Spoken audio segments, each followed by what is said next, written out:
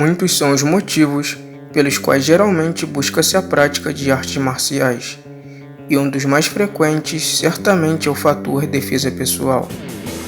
A compreensão da defesa pessoal certamente é um conceito indispensável, principalmente para o sexo feminino, o qual infelizmente se torna mais suscetível a sofrer ataques súbitos no dia a dia. Por essa fatídica razão, essa matéria se direciona principalmente a esse público, apesar da mesma não ser necessariamente inaplicável ao sexo oposto. Devemos compreender o verdadeiro conceito de defesa pessoal, o qual muitas das vezes é interpretado erroneamente. Falaremos hoje sobre as 3 camadas da defesa pessoal.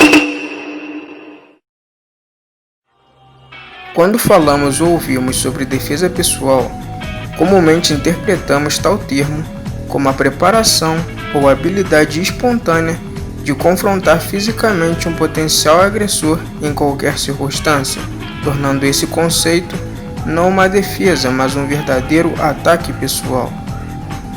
Essa é uma concepção parcialmente errada, visto que defesa pessoal, como o nome já sugere, busca primeiramente defender e preservar sua integridade da melhor e menos alarmante maneira possível. Por isso, precisamos ter a consciência das 3 camadas da defesa pessoal: prevenção, evasão e confronto. A defesa pessoal inicia com a primeira camada, a prevenção. Frequentemente nos descuidamos nessa primeira camada, nos expondo, principalmente quando muito jovens, a situações de risco em potencial, como passar por lugares desertos e escuros, ir a locais desconhecidos, muitas vezes escondidos de figuras responsáveis, ou em horários muito tardios. Essas situações devem ser prudentemente evitadas o máximo possível.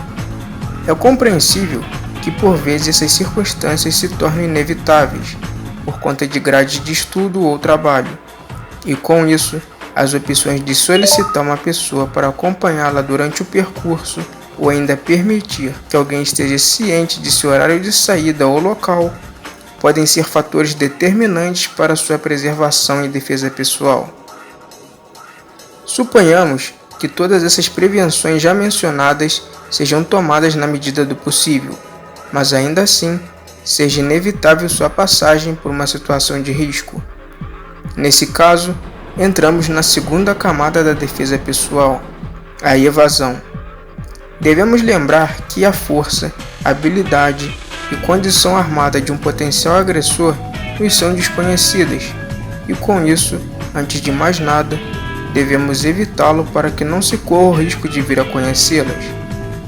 Exemplos aplicáveis nessa segunda camada de evasão são entrar em lojas, galerias e edifícios movimentados, cumprimentar o desconhecido na rua como se o conhecesse, ou até mesmo pedir seu suporte, para que este entre na encenação e a acompanhe durante o trajeto. A possibilidade de correr, gritar e evadir com sucesso deve ser analisada com cautela, visto que essa ação naturalmente alertará o agressor de que sua presença foi notada, e com isso poderá tomar medidas mais agressivas para alcançá-la se estiver em posição de vantagem. Por fim, em uma fatídica circunstância onde nem a prevenção e evasão surtem efeito, somente neste ponto, que podemos chamar de terceira e última camada da defesa pessoal, é que surge então finalmente o confronto. Deve-se ressaltar, contudo, alguns pontos a se considerarem nessa situação.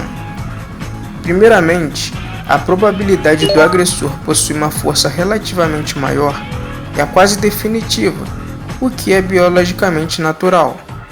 Além disso, seus métodos para executar seus objetivos são desconhecidos, podendo ainda serem armados ou não.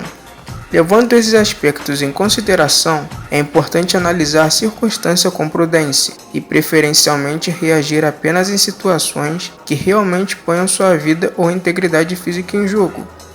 Nesse momento, é crucial a concepção que conhecemos no Karatê como Iken Hisatsu, em outras palavras, uma única e definitiva chance de subjugar o oponente e reverter a situação a seu favor.